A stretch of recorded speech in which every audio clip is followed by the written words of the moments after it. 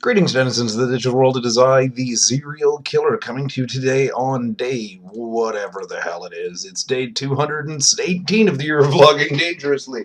And today is a suggestive Sunday. And I don't know what to suggest because, I really haven't done anything completely and utterly and brand new. I'm going to suggest a video game today. A series of video games, in fact. I'm going to suggest the Fallout series. It's an older version, It's an older series, so you probably played it if you're the kind that are inclined to video game in the first place. And I know there are some of you that are watching that right now. They go, video games are a waste of time. But I know some of you play Farmville and such, so yeah, you're a bit of a hypocrite there. Kidding. Because Flash games are still games. But no. The reason I suggest the Fallout series is threefold. One, humor. I am a humor guy. I've come to embrace the fact in my writing that no matter what I try and write, no matter how serious it is, there's going to be a comedic edge to it. Always. I cannot take things too seriously, or else it becomes boring to me. Fallout embraces the hell out of the humor of a post-apocalyptic world. It's a nuclear wasteland, but holy hell is it a fun one.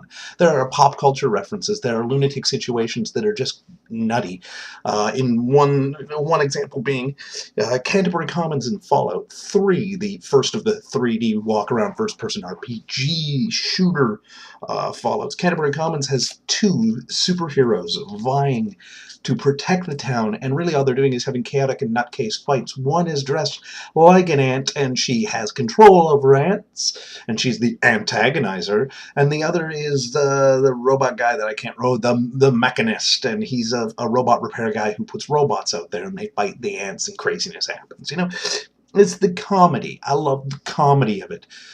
Two is that they're just seriously fun mechanically. They're open world to the extreme.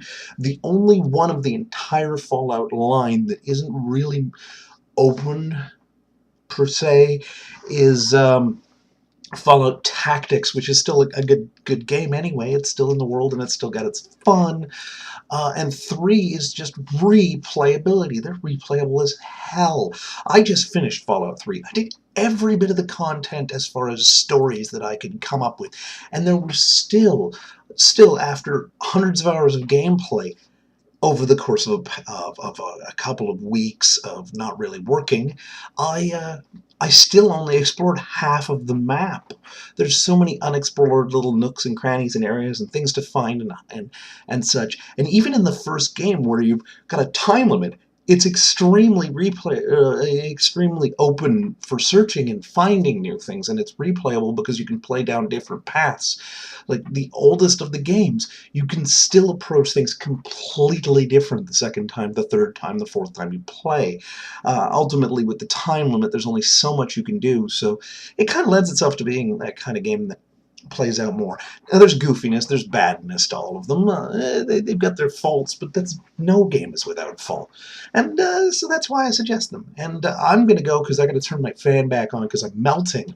With 30 seconds. Within 30 seconds of shutting my fan off, I started melting again. It's been 5 minutes, and holy hell am I hot right now. As usual, I've been the Serial Killer. If you have questions, concerns, comments, death threats, you know where to put them in the comment section below.